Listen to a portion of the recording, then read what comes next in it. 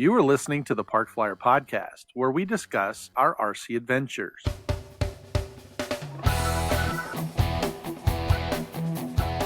Welcome to the Park Flyer Podcast, where we discuss the ups and downs of the new RC Flyer. Join your hosts, Michael and Jay, as they take flight at the park. Now on with the show.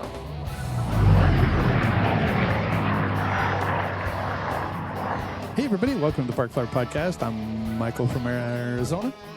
And I'm Jay from South Carolina. And Shannon G in Mesa AZ. And I am still on the road visiting the grandkids, kind of doing my thing. My kids moved into a new location, so we were helping them move in this week. And so I've been playing babysitter to all my grandkids. But yeah, we're with you again. And even though I'm out traveling, Shannon has been a busy beaver putting some planes together. If you haven't already, go to our YouTube channel, give us a like, thumbs up, subscribe, helps our channel grow. If you have also not subscribed to any of your podcasts, if you're listening to us on a podcast platform, we're on YouTube and what else? Spotify, iHeartRadio, pretty much all of the major ones. Apple Music. What is it? Apple Music. Yeah, we're on Apple Music as well. And I think we're on the YouTube podcast as well. So go to your favorite podcast platform and subscribe to us as well. And then if you haven't already, join our Instagram page. We are trying to post things on a regular basis there. And I think I was out with Mike and posted some stuff at his field. Yeah, we were lucky enough to, I actually had to go down to, see a cardiologist and do some stuff for work. For the FAA to kind of look me over. It was a 4-day event with Mike, and I got to spend a little time with him down in Dallas. So yeah, I hopped down there, got a clean bill of health, and now I'm just waiting on the FAA to approve all the paperwork to jump back in the air. So I'm pretty excited about that. Yeah, it's kind of neat. Mike put together his, actually he had an airplane in a box, and it's one that Jay has, and Mike had gotten I think he got it at an auction or somebody gave it to him, and there was most of the parts were there. I think there were one or two things missing, but he's like, yeah, this is an EDF, and he plopped it in front of me because I had a little time. My appointments were really early in the morning, and then I had the rest of the day to kind of kill. So Mike put me to work. He's like, here you go. Let's put this airplane together. And so as a result, I started messing with it and trying to figure it out. And he was really thankful because he's like, there were a couple of things that I just went right through and just said, oh, okay, here we are. And, kind of did what I usually do with or without my shop. It was a little more difficult because he didn't have quite the large enough inventory to get what I needed to. He handed me this basket of EDFs and said, will any of these fit? And I looked at him, I was like, well, I can probably make one of them fit. So yeah, we got it to work. Little foam modification, we always say, Jay, make foam, Anyway, I did a little foam mod and got it to work. And then, went out to the field and test flew it, and it flew great. It was a squall, right? It is a squall. That is correct. It came pretty much unpainted. He was going to fly it as, just a pure white. And I was like, that sounds about right to Mike. I was like, since I'm doing the Maiden on it, I'm going to put some color on it. Yeah, I'm going to put a little color on it. So I painted black on the nose, and then, I forgot that it had a blue canopy because when he gave me the parts, he took the canopy out, or it was sitting on the table, and I didn't even see it. But it's like, kind of this blue color, and so it was easy to see with that blue canopy.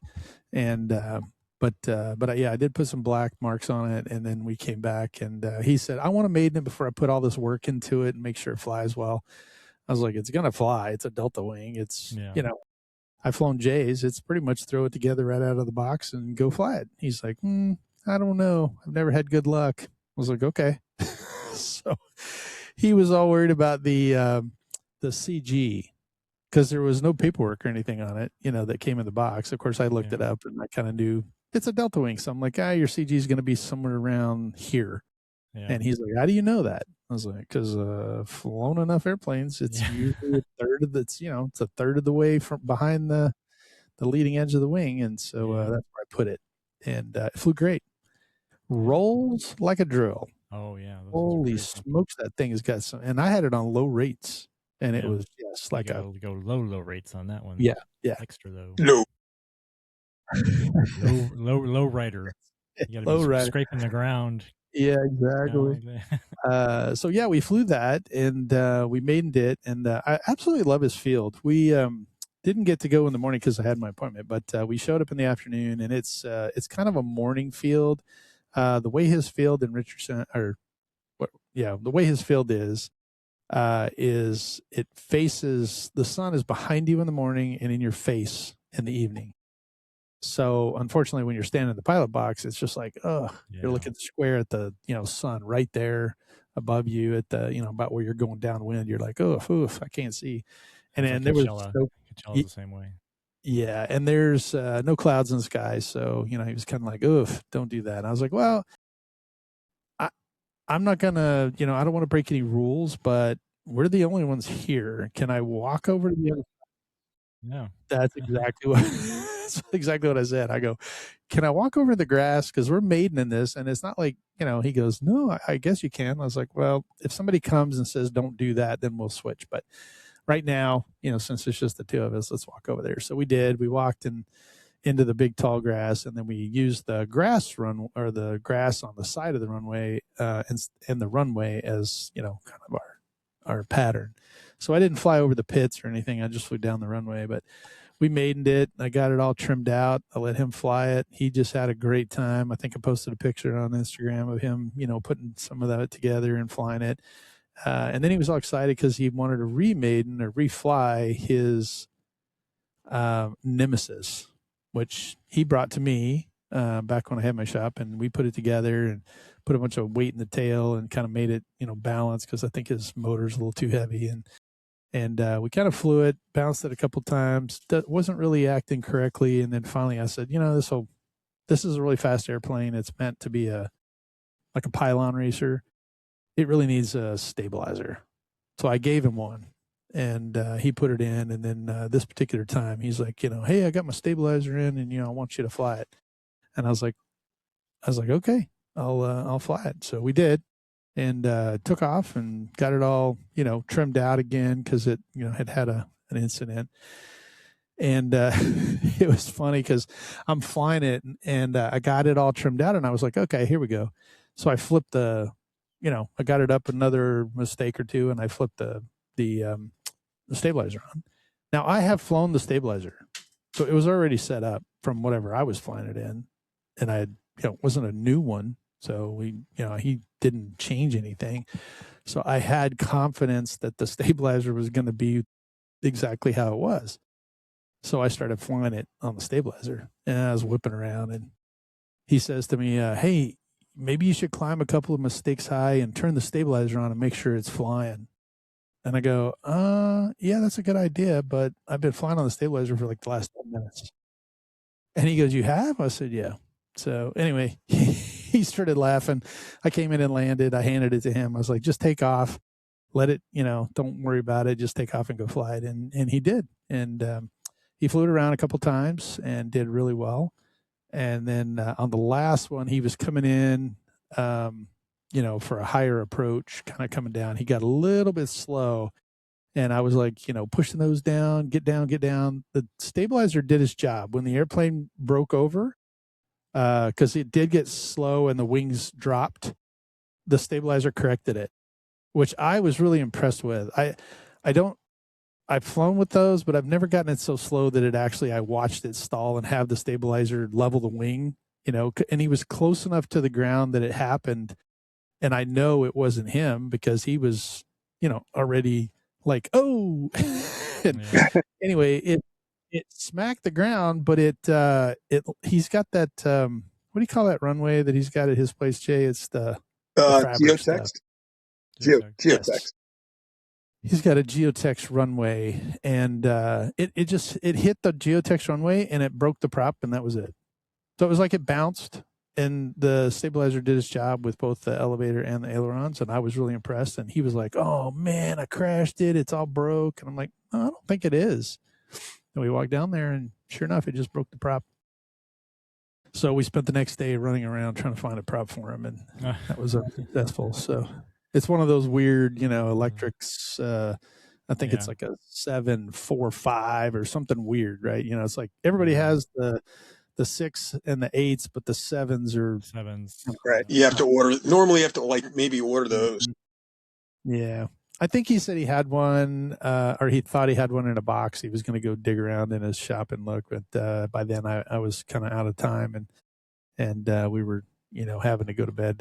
My last appointment was like at 5:30 in the morning. It was halfway across Dallas, so he's like, "Oh, we're going to have to get up at like 4." I was like, "Okay, well, if it gets me out of there, then let's go." But anyway. So it was a great trip for me, and I really enjoyed it, and got to meet a great medical staff, and we had a couple guys that swung by the field while we were flying. Come to find out, they weren't not members; they just saw the gate open and brought their kids in to watch us. So that was kind of fun. So it was a good trip. It was quick. I wish I would have been able to spend more time there and under different circumstances. It was kind of revolved around me personally and my medical stuff, as opposed to Mike and doing fun, like when he comes out to my house, we go to the field and have a really good time. So I heard that dealing with that plane, you guys were having problems with beer foam and totally forgot all the knowledge that you had gained over 20 plus years of how to deal with beer foam. Because I got that emergency phone call. "Hey, what should we do? Oh my gosh." Yeah, I felt bad because Jay had a friend of ours, Tom. He's our college buddy, and he was out there. Him and his wife went to go visit Jay, and they were out doing things. And Mike and I were building on this, and I asked him. I said, I think this is beer cooler foam," and he's like, "No, I think it's EPP foam." I was like, "It doesn't really feel like it," but he's like, "Well, I have some stuff. Here it is." And so he handed it to me, and it was E6000. And of course, I was like, I think this might be a little. I stuck it on there and made a big hole. I was like, "Oh, get it out of there!" I'm like trying to cut it out, get the foam out. That was a little bit, and we went through everything that he had. Now, I will tell you that Mike, way back in the beginning, bought some fabric tack. Yes. From Beacons. Yeah. And I think Jay and I were using the foam tack version, but he couldn't find it at the store, so he bought some fabric, what they call fabric tack. Yeah. Now, fabric tack is exactly what it sounds like. It's for fabric, and it's to glue two pieces of fabric together. So the bond strength is not conducive to foam airplanes. No. And I think Jay and I cautioned him of that. He used it anyway, and I think there were a couple of times early on when he got down there that airplanes kind of departed flight because it worked okay on blue foam, like the little flat foamies we were building. It worked fine for that stuff. He could get away with it, but once we started getting into more, bigger, heavier foam planes, not so much.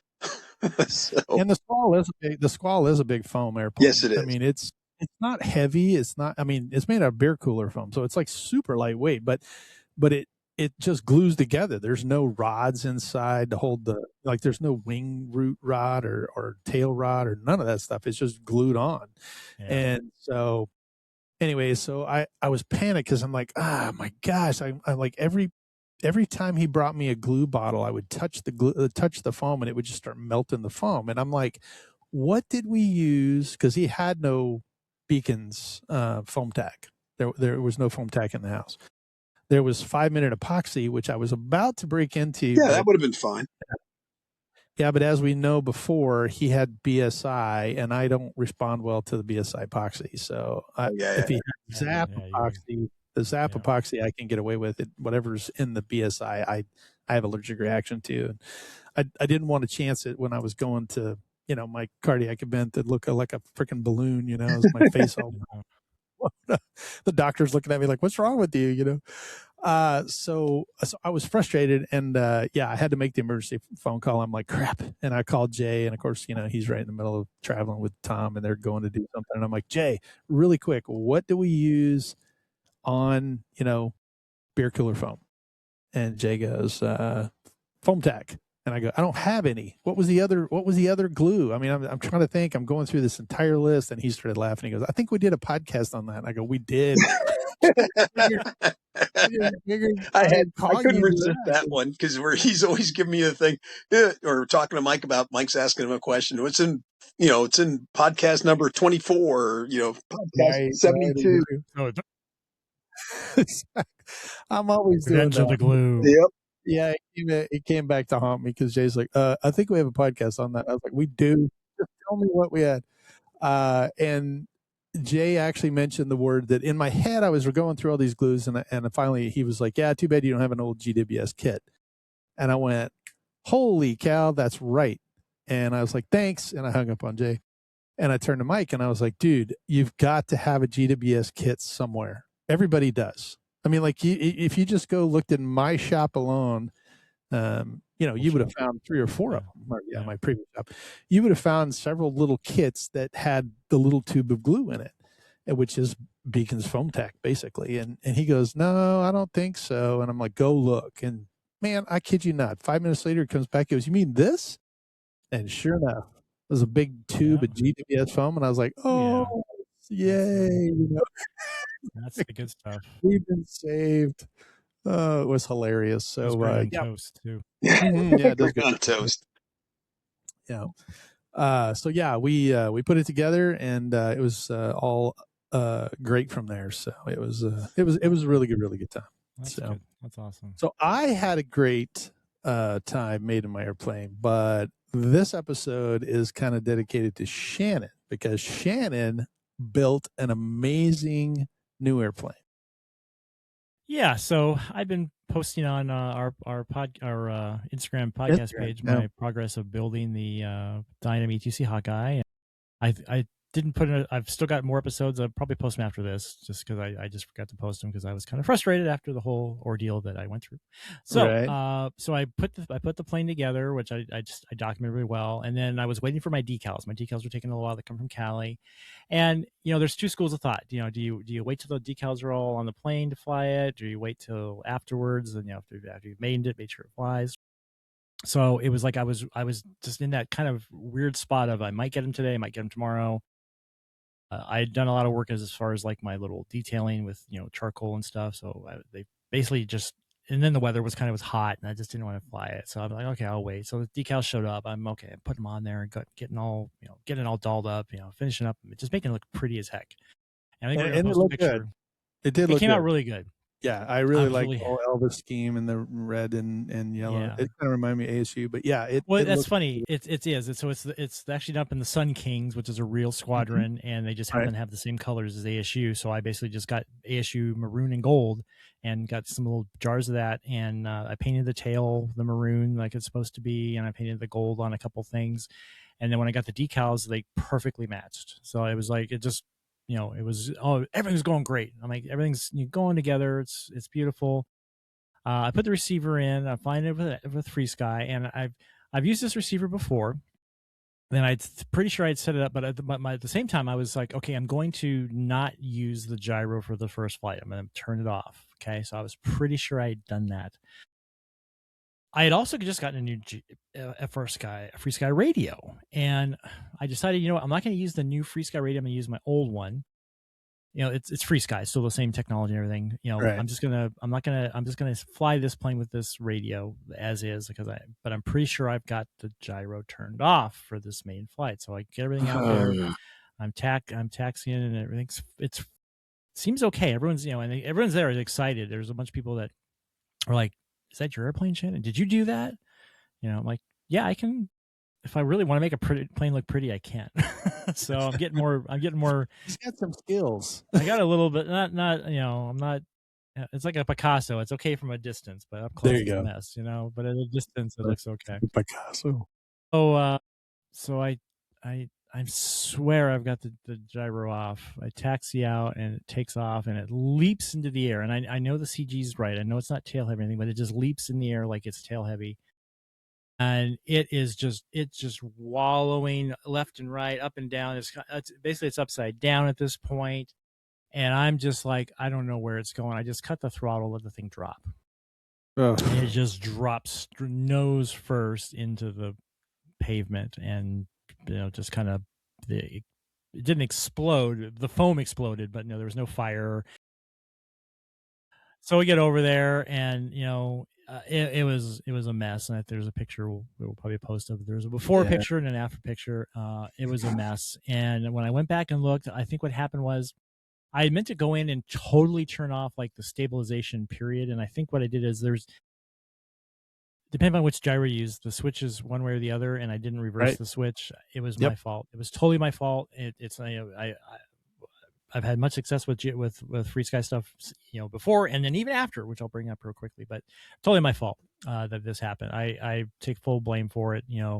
I had posted this, on the Dynam page, and they're going off, and it's a Spectrum Dynam. I'm like, I didn't even use anything Detrum Dynam other than the servos that came with it. It's not Spectrum, brown out on me. It's not Futaba did this. It was totally me. And I even said it, but they're still going off on, it was this, it was that, it was this, it was that. I'm like, it was me. Okay. It was me.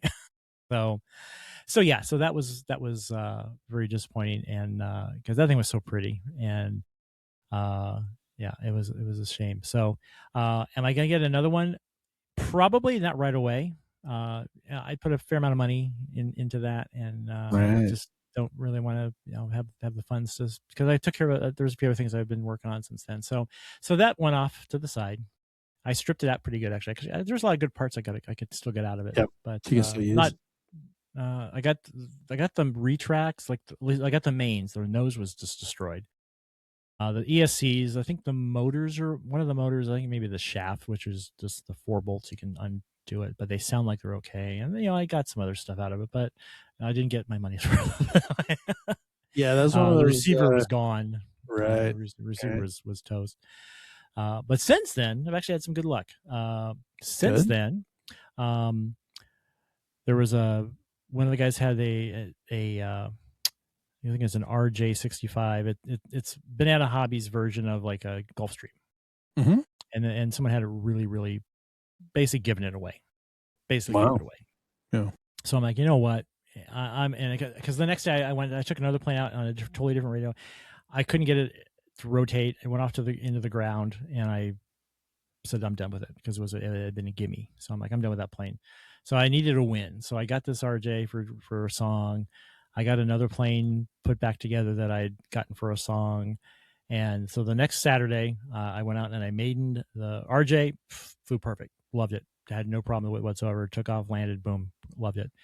Other plane was this old A10, the old LX models that Banana Hobby used to sell, beer cooler foam. Right. But I'd gotten this thing and everything worked. I got the retracts working on it, which that was the most important thing, because either they work or they don't on those, and if you get them working there, it's great. Took off, needed a lot of up trim for some reason. I remember correctly that this plane always had to fly with the elevators up a little bit no matter what. Just the way the plane was. It had nothing to do with incidents or this, just the way the plane was designed. Got it up, flew it around, got it trimmed out. When I came in the land, one of the landing gear, it broke, like I think the wheel locked up, and just the stress the plastic broke a little bit, so it ground off a little bit and broke. But I consider it a successful remaiden. I thought, because it flew great. I was like, it flew like an A10 because it was a beautiful A10. So I actually got the gear fixed, and I'm actually working on repainting it with a decent paint scheme, because it was just the old, whatever colors it was. And with the beer cooler foam, if you put a good coat of the paint on it and then a good coat of the clear urethane, actually probably lasts for a while longer. So I'm gonna make it look pretty. So speaking of that, Mike and I were having a conversation about which gear had the problem and what the solution of it was. So did you figure out what was causing the issue with the gear? So what it was is there was 2 different controllers that came in the box all the stuff I had. Mm-hmm. And I went with the newer controller, and I think the newer controller was just something they had actually, or the older controller. I used the older controller just because I knew it. I knew how it worked. The newer controller I didn't know. So I put the older controller in, and it just wasn't stopping it fast enough. When I put the newer controller that I wasn't sure if it worked or not, it worked perfect. So it was the little, because it's a 2-wire, there are 2-wire retracts on those. Right. And the other thing is there's a 4th wire that would go up and it would move the canopy open and close. Well, they glued the canopy closed, but I could tell that the actual mechanism still works. So if I can get the parts or get a decent canopy, I might actually get the canopy working again. So that'd be cool. Yeah. No, so I think it's just, for, again, almost a free airplane, it's a pretty good deal to get that back up in the air. So, well, good. I'm glad you had some successes. It's always troublesome when you. And I've got another one ready to go tomorrow. I've got this Pilatus Porter that one of our club members, when he passed away, his wife had him for sale at the hobby shop. I bought it. It was had a 4-stroke in it. I took that out. I converted it to electric, and I think it's ready to go. I've just been working at a nasty bend in the tail. I've been working out with heat and muscle. So it looks good. I like the color scheme on it. Yeah, it's a BQ model, so it should be a good flying plane. And that one's the balsa wood, right? Yeah, it's balsa. It's a nice plane. It's, it's a beautiful airplane. Cool. So. Well, this is going to be a quick one. We all have places that we got to be here shortly, but we wanted to take this opportunity. So, we're going to run out of time here. We got to let Shannon go. I am Michael from Arizona. Jay from South Carolina. And Shannon G and Mesa AZ. And we'll see you in 2 weeks. Let's fly. You have been listening to the Park Flyer Podcast. Thank you for joining us, and we look forward to your next visit. Please give our show a star rating and review, and feel free to email us your questions, topics, or suggestions to parkflyerpodcast@gmail.com.